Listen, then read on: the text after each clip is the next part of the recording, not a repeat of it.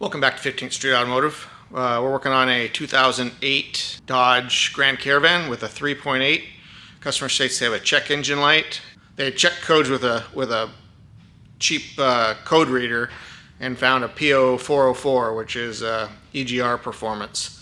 So we're going to get in this thing. We're going to figure out if that's actual code, and then we're going to test the system and see what's causing that code.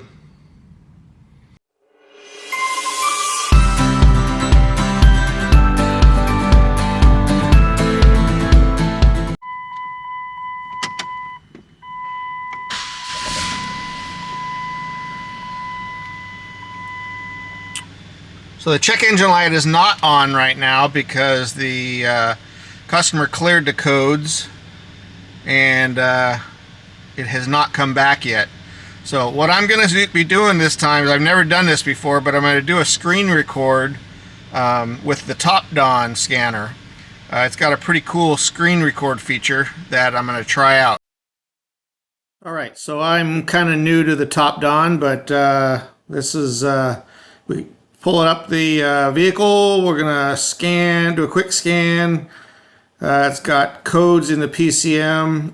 We suspect it's a P0404, and there it is, P0404, EGR. So we're going to go into the PCM, and I want to select actual and desired, and then I'm going to go drive it.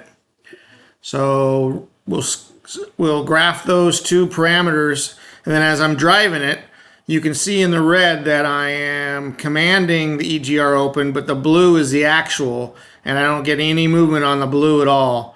So every time I step on the gas and accelerate, the desired comes up, but no actual.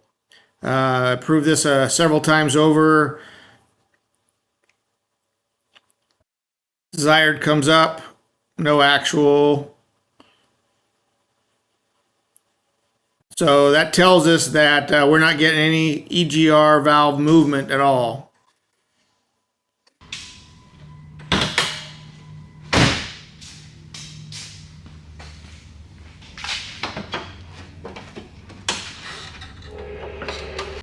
So the most common cause of P0404 code is the EGR itself.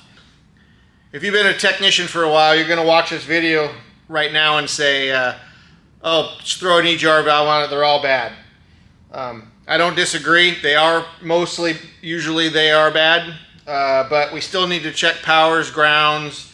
We're going to check the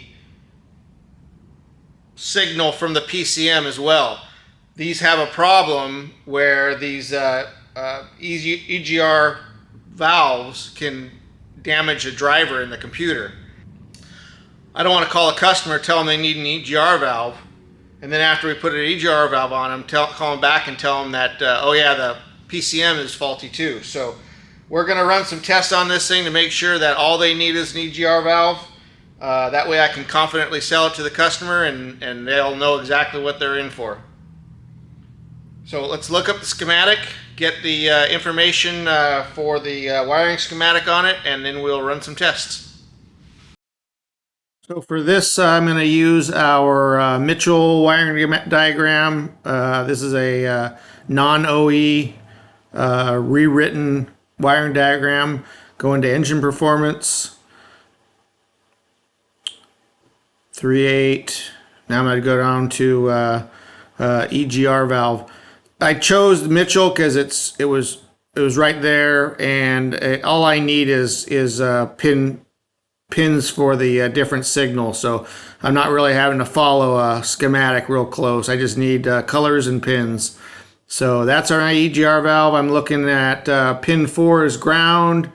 Pin 2 is my 5-volt supply, and the sensor ground is on pin 3, and the EGR control from the PCM is on 6. So those are my main ones that I'm concerned with for these next few tests.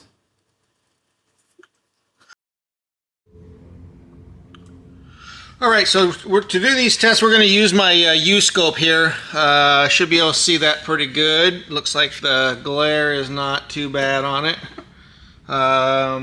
So this is the EGR valve here. We're going to unplug this thing. and I want to check for my 5-volt reference voltage, and then I got 2 grounds I want to check.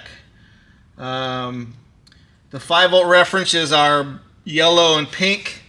We've got a black, and then our, let's see, our sensor ground is pin 3, which is this blue and light green one.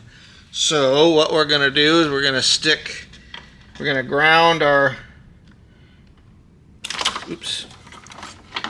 we will ground our negative side, and we're going to use these connections from our U-Connect kit to get in here. I got to turn the key on. Hold on a sec. Alright, so watch the meter there. This is our 5-volt reference. And you see that went up. Let me change the scale on that a little bit. Make it a little louder. So you can see the meter went up. Let me unplug it. That's our 5 volts. So we got power. Now we can check our ground by unplugging our battery connector and then plug in another one of those U-connects into the ground circuit, which is 6, which is right here. And again, you see that it goes up to 5 volts. You can see the ignition wire showing up on my signal right there.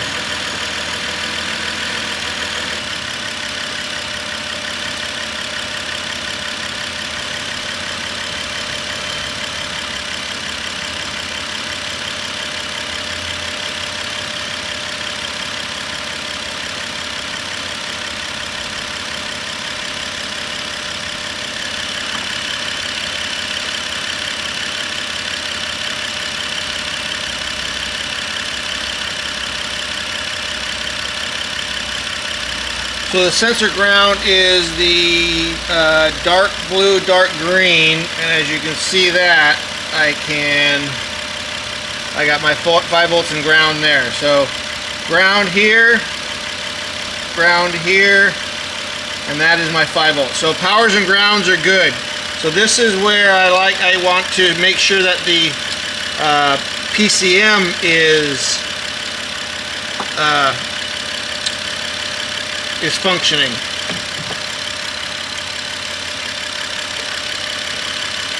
So what I'm going to do to test the signal from the PCM is I'm going to plug this back in.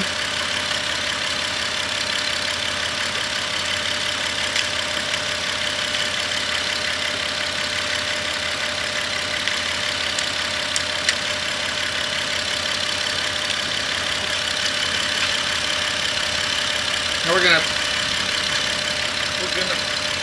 tie into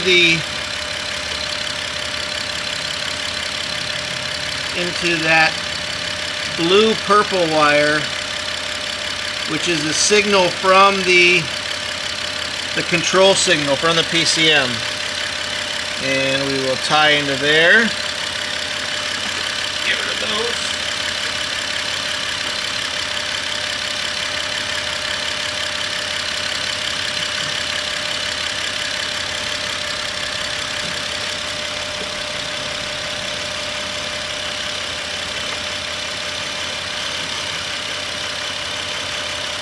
Alright, so we want to go into actuation tests, and we want to find EGR valve right here, EGR valve, and we want to, okay, so now this gives us different levels, percentages of on time, so basically just duty cycle. So if we hit 16%, you can see on the scanner we're getting pulse width modulated signal. So let me go in here a little tighter here, so you can see on the U scope there. So let me go to 32.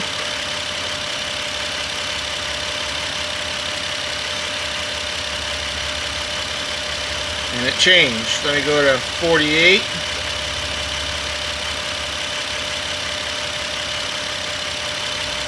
64 and 80. And you can see the pulse width getting wider and wider. It says the on time is more and more and more. Now if I go back down to 16, see the on time is much smaller. So that tells us the driver in the PCM is doing its job. It's good. So we've got powers, we've got grounds, we've got good signal from the PCM. We got a faulty EGR, which we were pretty sure from the beginning that we were going to have that. But I didn't want to get into a position where I sell a customer an expensive EGR valve and then have to call them back the next day and tell them that you need an even more expensive PCM as well. I like to give bad news once. So we'll get this thing written up for an EGR valve, confidently can sell that, and we'll get her fixed. Thanks for watching.